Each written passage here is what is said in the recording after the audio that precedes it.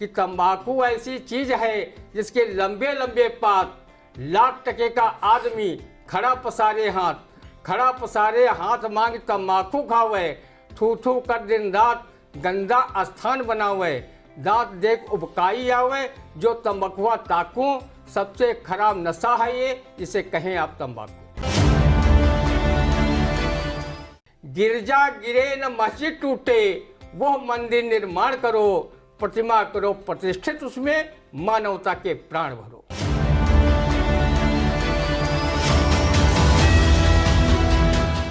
नमस्कार, आप देख रहे हैं आई इंडिया और मैं हूं उदय चौहान। हमारे साथ आज मौजूद हैं वरिष्ठ पत्रकार, कवि एवं रंगकर्मी ज्ञान प्रकाश सिंह प्रतीक, और हम लोग एक बार फिर हाजिर हैं आई इंडिया का खास साप्ताहिक प्रोग्राम रंदा लेकर। इस बार प्रोग्राम की शुरुआत करते हैं हम एक चर्चित खबर से। एक भाजपा नेता का एक सचिव से रुपए के लेन देन को लेकर इन दिनों सोशल मीडिया पर कई ऑडियो तेजी से वायरल हो रहे हैं। बताया जा रहा है कि भाजपा नेता एक भ्रष्टाचार के मामले को निपटवाने के लिए सचिव से ये रुपए मांग रहा है। तो इससे हम आज शुरुआत करते हैं। मुख्यमंत्री की नसीहत नहीं आ रही काम, सीतापुर में दलाली प्रथा हावी, भाजपा नेता का सचिव से रिश्वत मांगते ऑडियो वायरल। इस पर रंदा की टिप्पणी आप सुनिए। योगी बाबा, दलाली पर अब दे देने से काम चलने वाला नहीं। अब जरूरत है माफिया और सरकारी जमीनों के अवैध कब्जेदारों पर चलवाए जा रहे बुलडोजर की तर्ज पर दलालों पर सख्त कार्रवाई करने की। योगी जी, जब आपको पता चल ही गया है कि आपकी सरकार और पार्टी को बदनाम करने वाले कुछ चुगत भाजपाई नेता व कार्यकर्ता दलाली में किस तरह व्यस्त हैं, जिसकी वानगी जब रंदा जैसे लोगों को चर्चा और मीडिया के माध्यम से मिल रही है, तो आपके पास तो जानकारी लेने वाली अनेक एजेंसियां कार्यरत है। आपने भी सुना होगा कि सीतापुर का भाजपा जिला उपाध्यक्ष सुधाकर शुक्ला द्वारा ग्राम विकास अधिकारी प्यारेलाल से तालाब खोदने के लिए जारी बजट के गबन का मामला निपटवाने को लेकर लाखों रुपए घूस मांगी जा रही थी। इसके कई ऑडियो सोशल मीडिया पर भी वायरल हो रहे हैं। डीएम अनुज सिंह ने इस मामले में दोषी सचिव टीए मनरेगा और प्रधान से रिकवरी के साथ एफआईआर के आदेश भी दिए हैं, लेकिन अभी तक डीएम के आदेश को पलीता लगाते हुए अधिकारियों ने इन भ्रष्टाचारियों के विरुद्ध कार्रवाई तो दूर एफआईआर की औपचारिकता तक नहीं निभाई है। उधर भ्रष्ट सचिव से 2.25 लाख रुपये मांगने वाला भाजपा जिला उपाध्यक्ष सुधाकर शुक्ला पर भी पार्टी ने कोई ठोस कार्रवाई नहीं की है, जबकि प्रचारित किया जा रहा है कि उसे ऑडियो वायरल होने के 15 दिन पहले ही पार्टी से निष्कासित कर दिया गया था। उसके निष्कासन का न तो कोई मीडिया में प्रेस रिलीज जारी किया गया है और न ही सोशल मीडिया के माध्यम से लोगों को जानकारी दी गई है।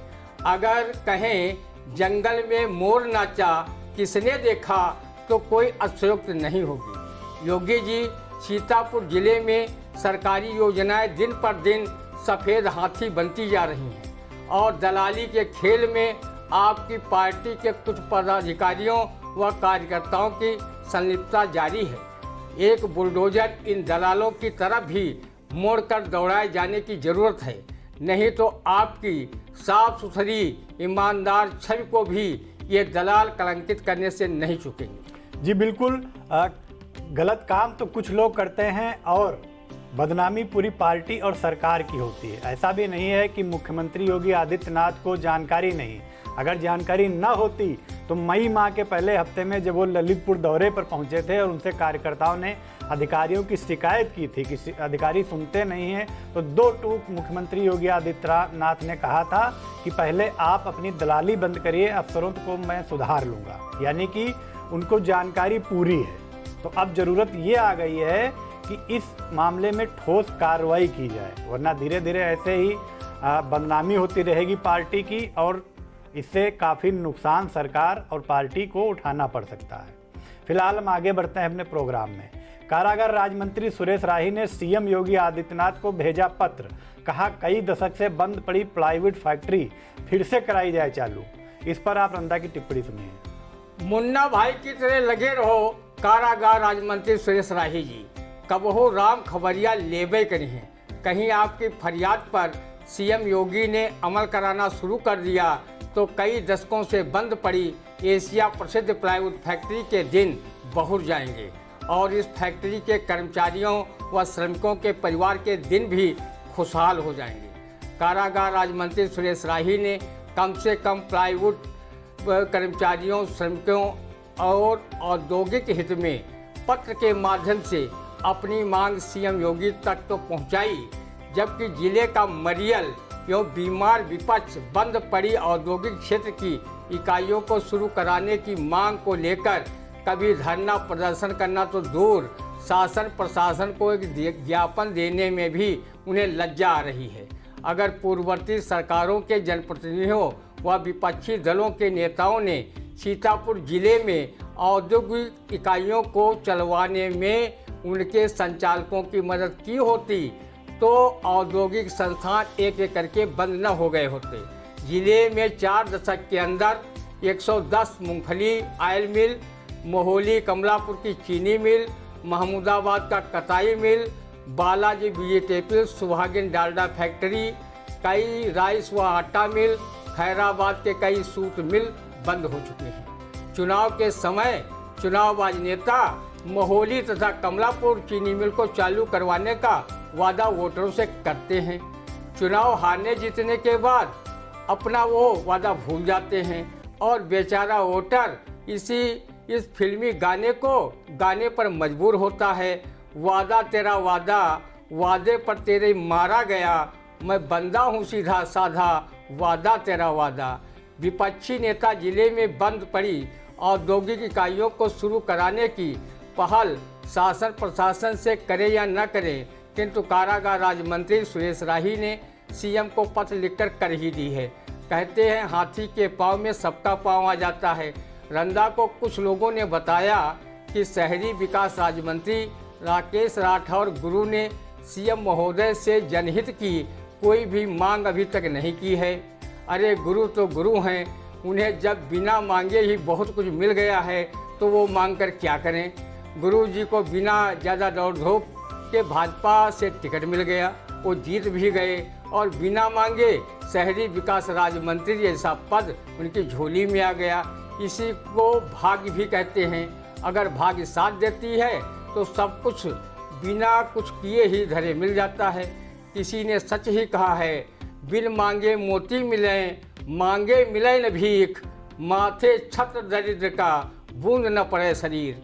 कारागार राज्य मंत्री सुरेश राही की प्लाईवुड के संबंध में सीएम से की गई मांग अगर स्वीकार हो जाती है और प्लाईवुड फैक्ट्री से फिर से संचालित हो जाती है तो फिर पहले जैसी यहाँ की बनी सीता टैक्स प्लाई एशिया में अपनी धूम मचाने लगेगी और श्रमिकों के चूल्हे पहले जैसे जलने लगेंगे। बिल्कुल जलने लगेंगे। और बात अगर सीतापुर के औद्योगिक क्षेत्र में विकास की करें तो काफ़ी पिछड़ा हुआ या जनपद है, जबकि राजधानी से सटा या जनपद है।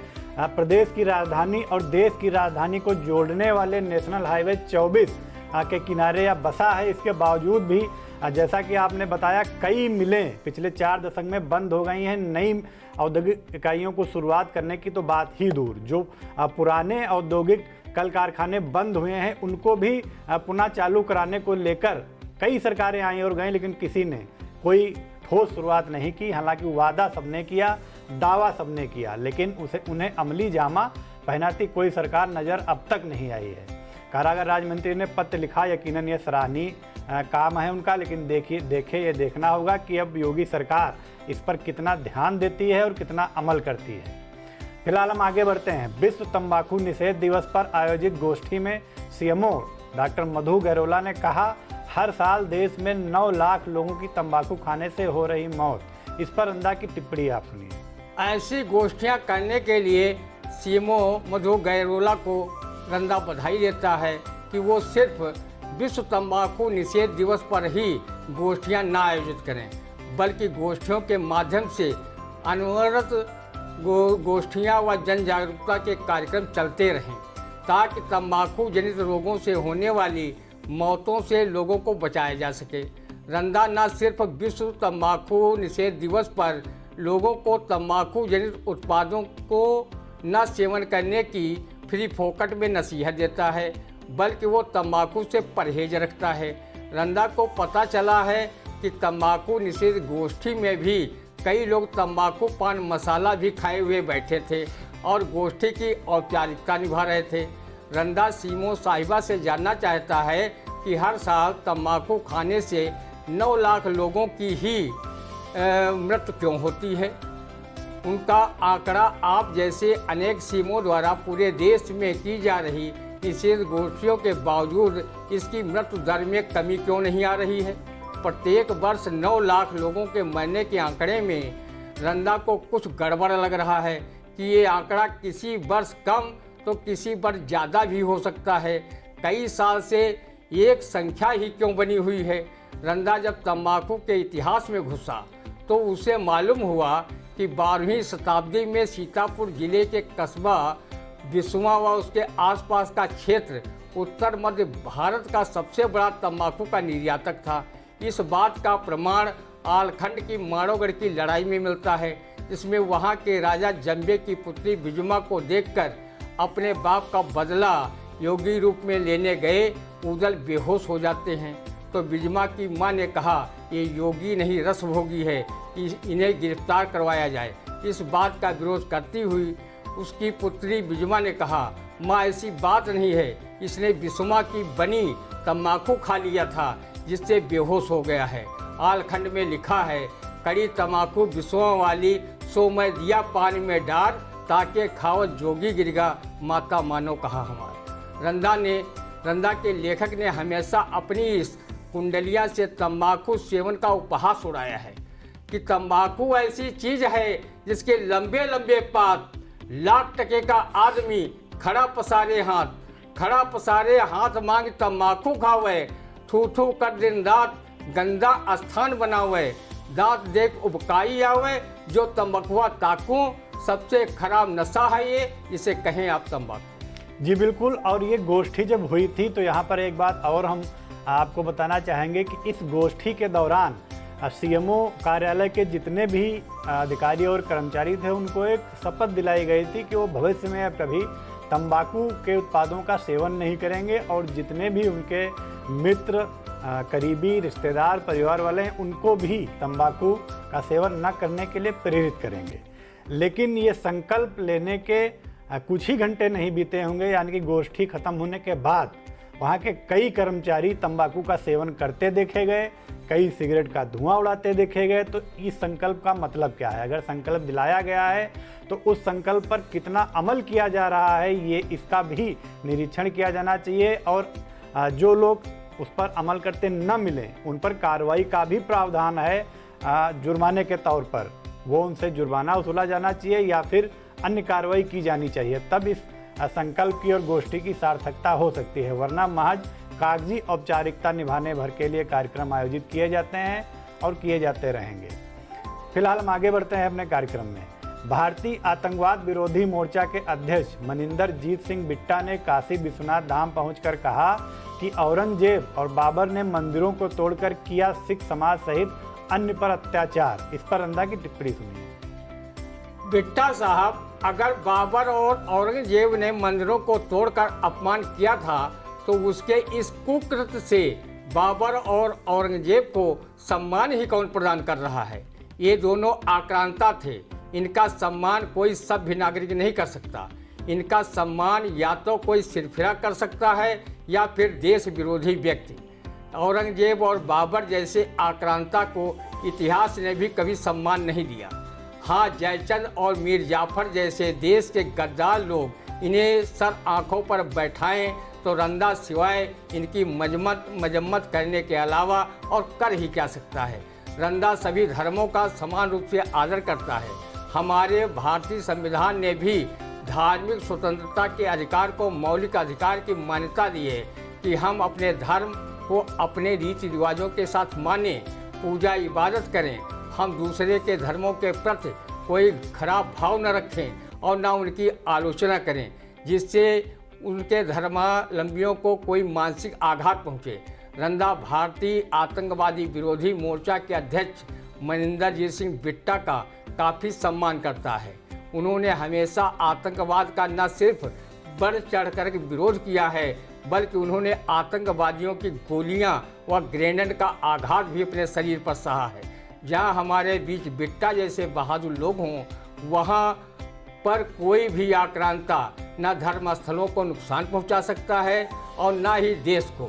रंदा सर्वधर्म संभाव में विश्वास रखता है। वो आचार्य श्री राम शर्मा के इन काव्य पंक्तियों को हमेशा सिरोधार्य रखता है। गिरजा गिरे न मस्जिद टूटे, वो मंदिर निर्माण करो, प्रतिमा करो प्रतिष्ठित, उसमें मानवता के प्राण भरो। जी बिल्कुल, आजकल जो माहौल चल रहा है उस माहौल को देखते हुए बहुत ही सकारात्मक टिप्पणी है। हमारी अगली खबर, मुख्यमंत्री गरीब सम्मेलन में योगी आदित्यनाथ ने कहा कि गरीबों को बिना जाति धर्म देखे मिल रहा है योजनाओं को लाभ। इस पर रंदा की टिप्पणी सुनिए। सीएम साहब तो रंदा सरीखे गरीब लोग ही योजनाओं का लाभ देने वाले सत्तासीन नेताओं व प्रशासनिक अधिकारियों की जाति धर्म योजना का लाभ लेते समय कहाँ पूछ रहे हैं। वो जाति धर्म पूछने की जगह सेंत का चंदन घिसो मेरे लल्लू की कहावत पर ज़्यादा विश्वास कर रहे हैं। योगी जी, रंदा भी गरीब है, वो भी आपकी एक दो योजनाओं का लाभ अल्लाह दे और बंदा ना ले की तर्ज पर गटक रहा है। वो योजनाओं का लाभ लेते समय सिर्फ गोस्वामी तुलसीदास की ये चौपाई जरूर गुनगुना लेता है और आपके द्वारा कही गई बात पर मुहर लगा देता है। जाति पाति पूछे नहीं कोई, हरि का भजे सो हरि का होई। जी बिल्कुल, 10,000 से अधिक पद खत्म कर सकता है रेलवे। उत्तर मध्य रेलवे में तैयार हो रही समाप्त किए जाने वाले पदों की सूची। इस पर रंदा की टिप्पणी सुनिए। रंदा के केंद्र सरकार से अपील है कि वो पद चाहे सब समाप्त कर दे, रेल विभाग व रेलगाड़ियां न समाप्त करे, नहीं तो रंदा जैसे कम आय वर्ग के लोग सस्ती यात्रा कहां से करेंगे। रेल विभाग बीते वर्षों में कराई गई समूह ग व घ की परीक्षाओं का रिजल्ट आज तक घोषित नहीं कर सका है। अभ्यर्थी बेरोजगारी का दर सहकर मारे फिर रहे हैं। रेल विभाग में नई नियुक्तियां करना तो दूर, कर्मचारियों को नौकरी से हमेशा के लिए छटनी कर छुट्टी की जा रही है। पीएम मोदी ने 2014 के लोकसभा चुनाव में 2 करोड़ नौकरी देने का वादा किया था। क्या वही वादा तो रेल विभाग पूरा नहीं कर रहा है? अब तक रेल विभाग सहित अनेक विभागों में हजारों लोग अपनी नौकरियां गंवा चुके हैं। रंदा भी कहीं इन छटनी वाले कर्मचारियों में शामिल होता तो वो भी एक फूल दो माली का एक गाना अपने भाग को कोसते हुए गाता फिरता। किस्मत के खेल निराले मेरे भैया, किस्मत का लिखा कौन टाले मेरे भैया। जी, पूछताछ के लिए सोनिया व राहुल को ईडी का समन। इस पर रंदा की टिप्पणी आप सुनिए। 2024 का लोकसभा चुनाव व कई राज्यों के विधानसभा चुनाव नजदीक आ रहे हैं। विपक्षी नेताओं पर ईडी सीबीआई जांच जरूरी है। इन विपक्षी नेताओं को बिना एजेंसियों की जांच रूपी अग्नि परीक्षा से गुजारे बिना इनके चुनाव में उतरने का कोई मजा ही नहीं है। इन एजेंसियों को सत्ता पक्ष के नेताओं में भ्रष्टाचार की जगह शिष्टाचार दिखाई देता है। वो भ्रष्टाचार कर ही नहीं सकते, क्योंकि पीएम महोदय कह चुके हैं, ना मैं खाऊंगा ना ही खाने दूंगा। इन एजेंसियों को उन विपक्षी नेताओं ने भी भ्रष्टाचार के दर्शन होते तो कभी सत्ता में रहकर खूब भ्रष्टाचार कर अपने तोंद को बढ़ाया है। अब वो कार्रवाई से बचने के लिए नागपुरिया मशीन में धुलकर भाजपा में कमल का गुणगान कर रहे हैं। लोग चर्चा करते हैं कि नोटबंदी के समय एक बड़े नेता के पुत्र की 50,000 से अधिक रुपए से शुरू की गई कंपनी 3 महीने बाद ही वो 80 करोड़ की हो गई थी। ये अगर मंत्री रंदा को मंत्री के पुत्र महोदय बता दें तो रंदा भी कुछ दिनों में धन के राजा कुबेर को रंक समझने लगे। रंदा उनका इतना एहसानमंद हो जाए कि वो उनके चरण चुंबन को अपना अहोभाग्य समझने की भूल करे। जम्मू कश्मीर के पूर्व मुख्यमंत्री फारूक अब्दुल्ला पर ईडी की जांच चल रही है। राहुल सोनिया गांधी को ईडी का सम्मन जारी हो चुका है। राजद सुप्रीमो लालू यादव चारा खाकर अब जेल में जुगाली कर रहे हैं। आप पार्टी के नेता व दिल्ली के स्वास्थ्य मंत्री सत्येंद्र जैन मनी लॉन्ड्रिंग में गिरफ्तार हो चुके हैं। जो विपक्ष के नेता बचे हैं तो इतनी जल्दी ही क्या है, 2024 तक उनका भी ईडी सीबीआई काम लगा देगी। ये नेता या तो भाजपा में शामिल होने को मजबूर हो जाएंगे या फिर जेल से चुनाव लड़ेंगे। रंधा भी भ्रष्टाचारी, कदाचारी, अत्याचारी लोगों के विरुद्ध अपना अभियान चलाता रहता है, वो भी निष्पक्ष तरीके से। वो सत्ता पक्ष की तरह अपना पुत पुतंगर, दूसरे का पुत धतिंगर कभी नहीं मानता। जी, ज्येष्ठ मास के तीसरे बड़े मंगल पर रही धूम, शहर से गांव में जगह जगह हुए भंडारे। इस पर रंधा की टिप्पणी सुनिए। रंधा ने जगह जगह हनुमान जी में श्रद्धा व्यक्त कर वहां के भंडारों में प्रसाद ग्रहण कर अपने पेट का भंडार भरा। रंधा ने शहर के मालगोदाम स्थित पूर्व विधायक राधेश्याम जायसवाल व उनके पुत्र सचिन जायसवाल मिट्ठू भैया के द्वारा कराए गए भंडारे में बजरंगबली का प्रसाद, हलवा व पूरी सब्जी पर हाथ साफ किया। यहाँ पर रंधा को श्रद्धालुओं की भारी भीड़ प्रसाद ग्रहण करते हुए दिखाई दी। शहर के विभिन्न स्थानों पर भी भंडारे लगाए गए, जहाँ पर हनुमान भक्तों ने प्रसाद ग्रहण कर मन ही मन बजरंगबली के प्रति श्रद्धा एवं भक्ति का परिचय देते रहे। 11वें रुद्र कहे जाने वाले हनुमान जी भंडारों के माध्यम से रंधासली के भक्तों के उदर प्रसाद से भरते रहे। हनुमान जी बुद्ध विवेक बल के देवता हैं। सचिन जायसवाल, मिट्ठू भैया इसी तरह हनुमान जी की भक्ति करते रहो, भंडारे आयोजित कर बजरंगबली के भक्तों को प्रसाद बांटते रहो। हनुमान जी एक दिन वैसे ही आपको भी कोई अच्छी खासी राजनीतिक कुर्सी दिलाने का आशीर्वचन देंगे, जैसे आपके पिता राधेश्याम जायसवाल को 4 बार विधायक बनाया, आपकी पत्नी रश्मि जायसवाल को नगर पालिका परिषद की अध्यक्ष होने का गौरव प्रदान किया, तो आपको भी वो कभी निराश हताश नहीं करेंगे और बजरंगबली आपको भी राजनीतिक कुर्सी प्रदान करेंगे। रंधा ने शहर में घूमकर देखा तो इस बार समाज सेवियों के साथ वो लोग भी भंडारा कर प्रसाद भक्तों को झमाझम बांट रहे थे, जो आगामी नगर पालिका की अध्यक्ष व वार्ड मेंबरी लड़ने का मन अभी से बनाए हुए हैं। अच्छे कार्यों हनुमान जी की भक्त के लिए रंधा उन्हें साधुवाद देता है। जी, गुजरात कांग्रेस के कार्यवाहक प्रदेश अध्यक्ष हार्दिक पटेल कांग्रेस छोड़कर भाजपा में हुए शामिल। इस पर रंधा की टिप्पणी सुनिए। थूक थूक कर चाटना साहित्य में विभत्स रस माना जाता है, किंतु राजनीति में इसे श्रृंगार रस मान लिया गया है।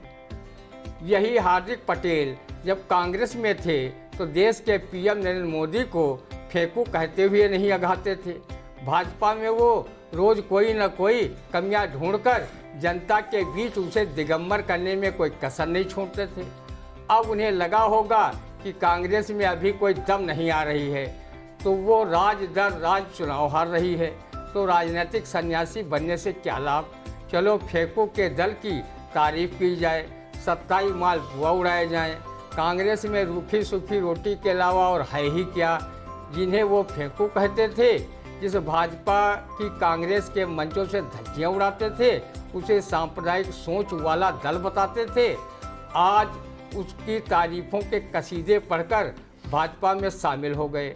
वैसे हार्दिक पटेल के पिता भाजपा की विचारधारा के व्यक्ति हैं। वो अपना राजनीति में कद बढ़ाने के लिए हार्दिक पटेल ने जाति सम्मेलन कर अपनी राजनीति में धमाकेदार एंट्री मारी थी। हार्दिक पटेल ने भाजपा में शामिल होकर भाजपाइयों को हार्दिक स्वागत करने पर बाध्य कर दिया है। लोग सही कहते हैं कि राजनीति में कोई अस्थायी शत्रु या मित्र नहीं होता। हार्दिक पटेल ने उसे सिद्ध करके दिखा भी दिया है। जी बिल्कुल, तो ये था हमारा आज का साप्ताहिक खास प्रोग्राम रंधा। हम इसी समय अगले सप्ताह फिर हाजिर होंगे अपने इसी प्रोग्राम में। तब तक के लिए हमें दीजिए इजाज़त। नमस्कार।